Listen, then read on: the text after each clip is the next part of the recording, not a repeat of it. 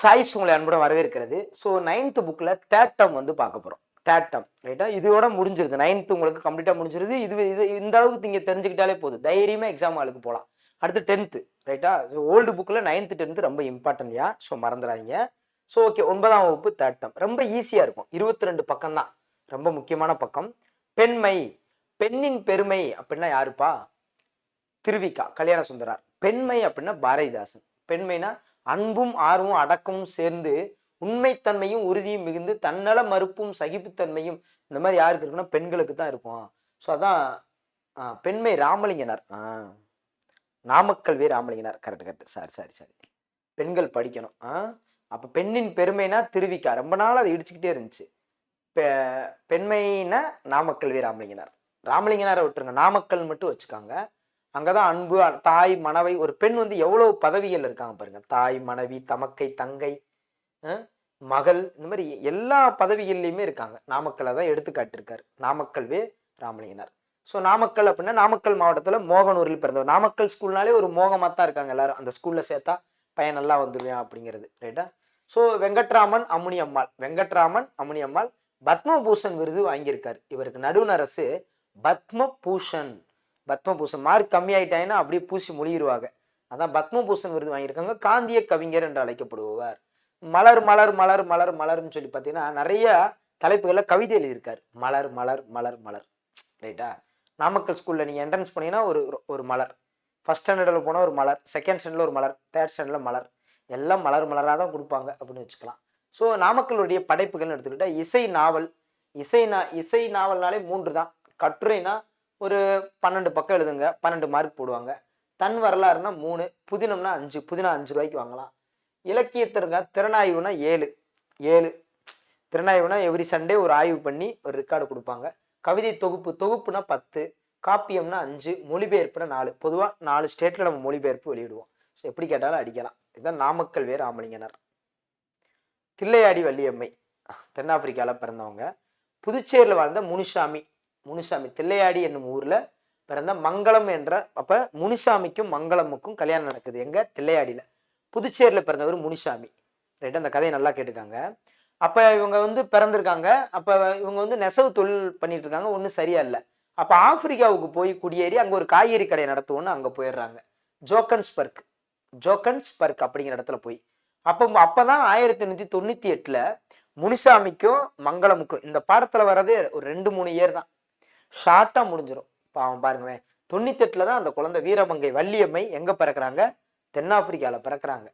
So அப்ப அங்க ஒரு பிரச்சனை இருக்கும். திருமண பதிவு சட்டத்தின்படி கிறிஸ்துவ மத சட்டப்படி நடைபெறாத திருமணம் செல்லாது. நீங்க எந்த வேற திருமணம் செல்லும், கிறிஸ்டின் முறைப்படி சட்டப்படி நடைபெறாத திருமணம் செல்லாதுங்க. உடனே காந்தியடிகள் தீர்ப்பு வந்து 1913 வெளியிடுறாங்க. அப்ப காந்தியடிகள் வந்து அதுக்கான போராட்டத்தை நடத்துறாரு, தலைமையேற்று வழி நடத்துறாரு. அப்ப வந்து என்னன்னா வால்கரஸ்ட் அப்படிங்கிற இடத்துல வள்ளியம்மை கைது செய்யப்படுறாங்க. 1913 டிசம்பர் 23 அவர் இயர் வந்து 13, டிசம்பர் 23 ரைட்டா. 98 பிறந்தாங்க. அப்ப பாருங்க, இந்த அம்மா வந்து கைது பண்றாங்க. கைது பண்ணோன்னே உடல்நிலை ரொம்ப மோசமா போய் கடைசி ரிலீஸ் பண்ணிட்டாங்க.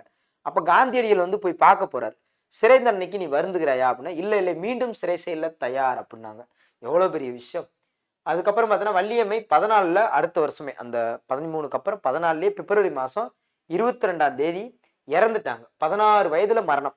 ஒரு வயசு பொண்ணு ஒரு 16 வயசுல சிறை செல்ல தயார், மீண்டும் தயார்னா எவ்வளவு பெரிய ஒரு விஷயம். இன்னைக்கு ஒரு 16 வயசு பொண்ணு யோசிச்சு பாருங்க, அன்னைக்கு பாருங்க 16 வயசு பொண்ணு வள்ளியம்மை மீண்டும் சிறை செல்ல தயார்னாங்க. என்னுடைய சகோதரன் மரணத்தை விட வள்ளியம்மையின் மரணம் எனக்கு பேரடியாக இருக்கிறது. மாதர்களுக்கு அணிகளாக திகழும் துன்பத்தை தாங்கும் மன வலிமை, தன்மானம், இது எல்லாமே இவங்ககிட்ட இருக்கு, கண் முன்னாடி நிற்கிது. இந்தியன் ஒப்பீனியன் இதெல்லாம் காந்தியடிகள் எழுதியிருக்காரு. இந்தியன் ஒப்பீனியன்ல என் சகோதரி மரணத்தை விட இந்த மரணம் எனக்கு ரொம்ப இதாக இருக்கு. தென்னாப்பிரிக்க வரலாற்றில் வள்ளியம்மையின் பெயர் நிலைத்து நிற்கும். காந்தி தென்னாப்பிரிக்க சத்தியாகிரகம் என்ற நூலில் குறிப்பிட்டுள்ளார். பயங்கரமான விஷயம். தில்லையாடி வள்ளியம்மைக்கு நினைவு போற்றுவதில் நடுவண் அரசும் அஞ்சல் தலை வெளியிட்டிருக்காங்க. தில்லையாடி நாகப்பட்டினம் மாவட்டத்தில் திருக்கடையூருக்கு தெற்கே. தில்லையாடி எங்க இருக்கு? முனுசாமி புதுச்சேரிக்காரர் தான். தில்லையாடி எங்க இருக்கு? அவங்க அம்மா மங்கலம். தில்லையாடி நாகப்பட்டினம் மாவட்டம் திருக்கடையூருக்கு தெற்கே ஒரு 3 கிலோமீட்டர் தொலைவில் இருக்கான். சென்னை வண்டலூர் உயிரியல் பூங்கால் பிறந்த பெண் புலிக்குட்டி கூட தில்லையாடி வள்ளியம்மை நினைவாக வள்ளி அப்படின்னு சொல்லி பெயரிட்டாங்க. அப்ப ஜெயலலிதா பீரியட்னு நினைக்கிறேன். வள்ளின்னு சொல்லி பேரிட்டிருக்காங்க. அதுக்கப்புறம் பார்த்தோன்னா கோஆப்டெக்ஸ் என்று அழைக்கப்படும் 600வது கடை, 600வது கடைக்கு தில்லையாடி வள்ளியம்மைங்கிற மாளிகை, அந்த பில்டிங்க்கு 600வது விற்பனை மையத்திற்கு தில்லையாடி வள்ளியம்மை மாளிகைன்னு பேர் சுட்டினாங்க. இதுதான் தில்லையாடி வள்ளியம்மைக்கு அவங்க செஞ்ச சிறப்பு. ராணி மங்கம்மாள், சொக்கநாத நாயக்கருடைய மனைவி தான் ராணி மங்கம்மாள். பொதுவாக அந்த காலத்துல மன்னர் இறந்துட்டாங்க, சொக்கநாத நாயக்கர் இறந்துட்டாருன்னா மங்கம்மாள் வந்து உடன்கட்டை ஏறணும். அப்போ மகன் வந்து அரங்க கிருஷ்ண முத்து வீரப்பன், அரங்க கிருஷ்ண முத்து வீரப்பன் ரொம்ப சின்ன வயசு பையனா இருப்பாங்க. அதனால அவங்க உடன்கட்டை ஏறாம அந்த பையனை எப்படியாவது காப்பாற்றி கொண்டு வரணும்னு சொல்லி கொண்டு வருவாங்க. மகனுக்கு வந்து அரசாட்சி அடக்கத்தோடும் தந்திரத்தோடும் நடத்தணும், நம் நோக்க வேண்டும், முன்கோபம் கூடாது, அரசியல்ல ஒருபோதும் வெற்றியை தராது, பகைவரை எதிர்கொள்ள எப்போதும் ஆயத்த நிலையில் இருப்பதோடு மிகுந்த பொறுமையுடன் இருக்கணும். இந்த மாதிரிலாம் அறிவுரை கூறி மகனை வளர்த்தாங்க. முத்து வீரப்பனை அன்னை காட்டிய வழியிலேயே திறமையா நடத்தினாங்க. அவங்களும் ஆட்சி புரிஞ்சாங்க. நேர்மையை காட்டிலும் உயர்ந்த தெய்வம் எதுவும் இல்லைன்னு ராணி மங்கம்மாள் நம்பினாங்க. ராணி மங்கம்மாள் பழனி கோயிலுக்கு வந்திருக்காங்க, அணப்பட்டி ஆஞ்சநேயர் கோயில் வந்திருக்காங்க, விருப்பாச்சி வந்திருக்காங்க, நிறைய ஏரியாக்கள் இங்கிட்டலாம் வந்திருக்காங்க ராணி மங்கம்மாள். ஸோ மகன் முத்து வீரப்பனுடைய இறப்பு ராணி மங்கம்மாளுக்கு பெரிய அதிர்ச்சி. ஸோ அவங்களுடைய மனைவி மருமகள் சின்ன முத்தம்மாள், அதான் முத்து வீரப்பனுடைய ஒய்ஃபு தான் யாருன்னா சின்ன முத்தம்மாள்.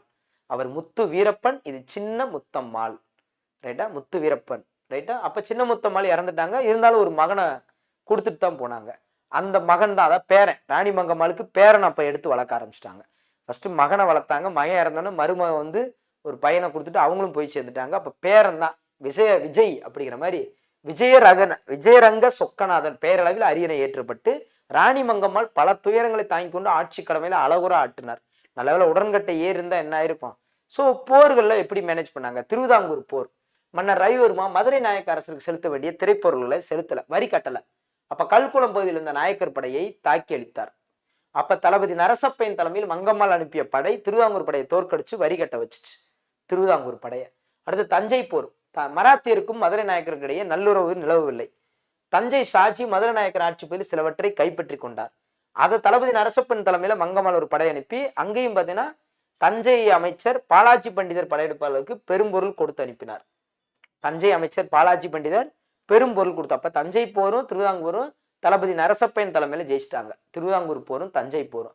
மைசூர் போர் அவங்க போர் அறிவிக்கும் போதே ஐயோ என்னால முடியல அப்படிங்கிற அளவுக்கு வந்துட்டாங்க. ஸோ மைசூர் மீது படையெடுக்க தஞ்சை மதுரை கூட்டுப்படை ஒன்றை உருவாக்கினார். தஞ்சை மதுரை அப்படிங்கிற கூட்டுப்படை உருவாக்கினார்.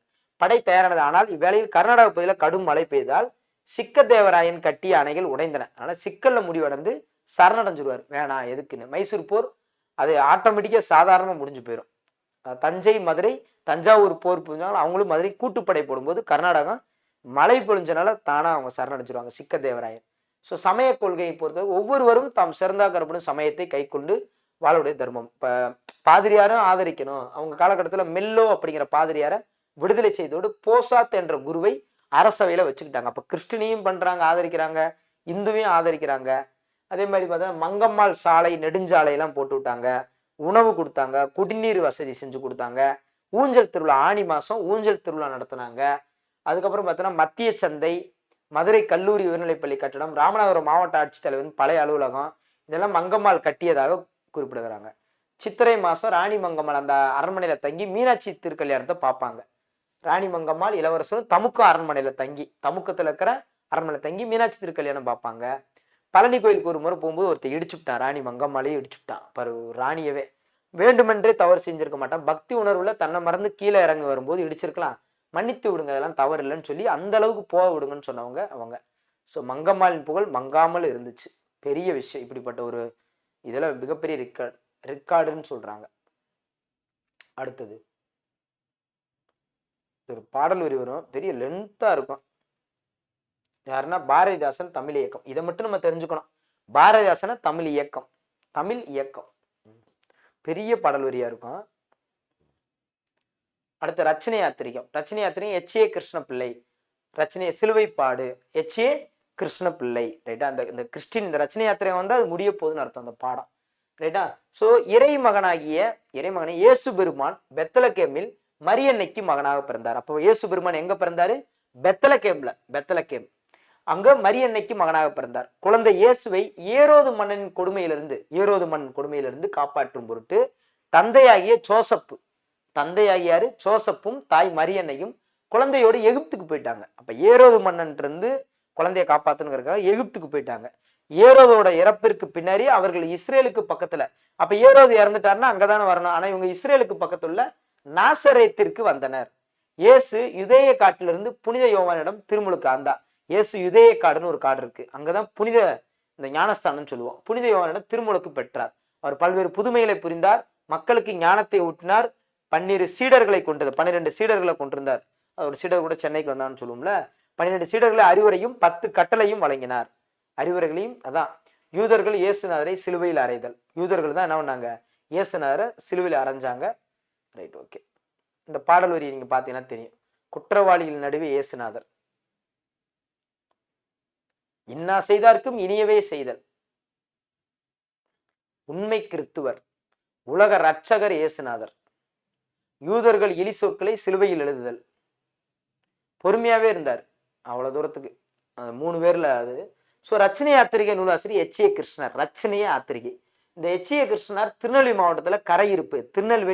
திருநெல்வேலியில உண்மையாக கிறிஸ்டின்ஸ் அதிகமா இருப்பாங்க. திருநெல்வேலி மாவட்டம் கரையிருப்பு என்னும் ஊரில் 27ல இந்த மாதிரி பிறந்தார். தந்தை பாருங்க சங்கர நாராயணர். தாய் வந்து பாருங்க அன்னையார் பெயர் தெய்வநாயகி அம்மாள். பியூர் இந்து பேர் சங்கர நாராயணன் தெய்வநாயகி அம்மாள். இவர்கள் ரெட்டியாப்பட்டியில் வாழ்ந்தவர்கள். கிருஷ்ணனார் தந்தையிடம் தமிழ் இலக்கியங்களையும் மாணிக்க வாசகத்தேவருடைய இலக்கணங்களையும், அதாவது கிருஷ்ணர் இந்த எச்.ஏ. கிருஷ்ணனார் அவங்க அப்பா கிட்ட இலக்கியத்தை கத்துக்கிட்டாரு. மாணிக்க வாசகத்தேவர்கிட்ட தான் இலக்கணம் கத்துக்கிட்டார். பிளவன சோதரிடம் வடமொழி கத்துக்கிட்டார். சாயர்புரம் பள்ளியில் தமிழாசிரியரா வேலை பார்த்தாரு. ரச்சனையர் தான் சொல்லுவாங்க. கிறித்துவ கம்பர், எச்.ஏ. அப்படின்னாலே கிறித்துவ கம்பர் ஷார்ட்கட்டு என புகழப்பெற்ற பெருங்கவிஞர் 1900 இறந்து போனார். இவர் பாடலுக்குள்ள ரச்சனை யாத்திரிகம் தான். அதாவது ரச்சனை யாத்திரைனா உயிர் தன்னை காக்க வேண்டி இறைவனை நோக்கி செல்லும் பயணம், அதான் ரச்சனை யாத்திரை. இயேசு அப்படித்தான் போனார். ஜான் பனியன் என்னும் புகழ்பெற்ற ஆங்கில நூலாசிரியர் இருக்காரு. ஜான் பனியன் ஒரு ஆங்கில நூலாசிரியர். இவர் இயற்றிய பில்கிரிம்ஸ் புரோகிரஸ் என்னும் நூலை தழுவி, பில்கிரிம்ஸ் வால்ட் விட்மன் அமெரிக்க கவிஞர்னா பாரதியார். இது பில்கிரிம்ஸ் புரோகிரஸ், ஜான் பனியன் ஆங்கில நூலாசிரியர் இயற்றிய பில்கிரிம்ஸ் புரோகிரஸ் என்னும் நூலை தழுவிதான் ஹென்றி ஆல்பர்ட், அதாவது ஹெச்.ஏ. அப்படின்னா ஹென்றி ஆல்பர்ட் கிருஷ்ணர் வழிநூலாக தமிழ் ரச்சனை யாத்திரிகை எழுதினாரு. ரைட்டா, ஓகே. அடுத்தது புறநானூறு.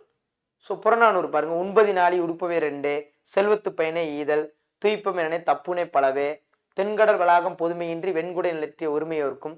இதெல்லாம் வந்து பார்த்தீங்கன்னா நக்கீரனார் புறநானூறு பாட்டு தான். என்ன பாட்டு? புறநானூறு, நக்கீரனார். இவ்வுலகம் தெளிந்த கடல் நீரால் சூழப்பட்டுள்ளது, இதை முழுவதும் பொதுவின்றி தனதாக்கி ஒரு குடையின் கீழ் ஆட்சி தான் மன்னன். மன்னன் எப்படி இருக்கணும்? உடுத்தும் உடை மேலாடையும் இடுப்படையும் ஆகிய 2, செல்வம்ங்கிறது ஒன்றும் இல்லை அப்படிங்கிற மாதிரி சொல்லியிருப்பார். தாமே நுகர்வோம், புறநானூறு. இது புறநானூறு சார்ந்தது. நக்கீரனாரை பத்தி சும்மா எழுதியிருப்பாங்க. இறையனார் எழுதிய களவியலுக்கு உரை கண்டவர். 10 பாட்டுல திருமுருகாற்றுப்படையும் நெடுநல்வாடையும் ஆசிரியர். நான் ஷார்ட்கட் சொல்லுவேன். நெடுநடையா நடந்து போய் திருமுருகன் கோயில போய் ஒரு பஞ்சாமத்தை சாப்பிட்டாதே டேஸ்டே, அதான் நக்கீரனார் அப்படின்னு சொல்லுவேன் அடிக்கடி. ஆங்கிலத்துல மொழிபெயர்த்த ஜி போப். அடுத்து குறுந்தொகை லாஸ்ட்ல இருக்கும். நிலத்தினும் பெரிதே வானும் உயர்ந்தென்று நீரினும் அப்படின்னா தேவகுலத்தார். நிலத்தினும் பெரிதே வானும் உயர்ந்துட்டு, இப்ப நிலம் பெருசு இல்ல வானம் தான் பெருசுன்னா மேல யாருன்னு பார்த்தா தேவகுலத்தார். அவ்வளவுதான் ஷார்ட்கட். நிலத்தினும் பெரிதே எக்ஸாம்பிள் இல்ல, நிலத்தினும் பெரிதே வானும் உயர்ந்துட்டு தேவகுலத்தார், அவ்வளவுதான் ஷார்ட்கட். சரியாப்பா? அந்த மாதிரி நிலத்தினும் பெரிதே வானும் உயர்ந்துன்றனா தேவகுலத்தார். மலைப்பகுதியில் குறிஞ்சியின் கரிய கொம்புகளில் குறிஞ்சி பூக்கள் பூத்திருக்கின்றன.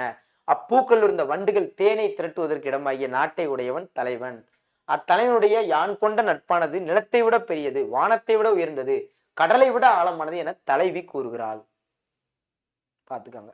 குறுந்தொகைனா குறுமை பிளஸ் தொகை, குறைந்த அளவடியால் பாடப்பட்டுள்ளது. அதான் 8 தொகை நூல்கள் ஒன்று, அகப்பொருள் பற்றிய பாடல் நூல். தொகுந்தொகையை தொகுத்தவர் பூரிக்கு குறுந்தொகை கொடுத்தா பூரி கிடைக்கும். பாரதம் பாடிய பெருந்தேவனார் தான் கடவுள் வாழ்த்து பாடியிருப்பார். ரைட், அவ்வளவுதான். 9th 3rd term முடிஞ்சிருச்சு. அடுத்து 10th முடிச்சிட்டோம்னா திருப்தி ஆயிடுவோம்.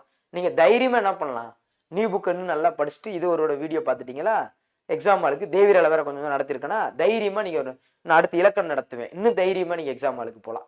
இன்னும் 60-70 நாள் இருக்கு, புரியுதா உங்களுக்கு? அதனாலதான். Right, thank you to all. தேங்க்யூப்பா.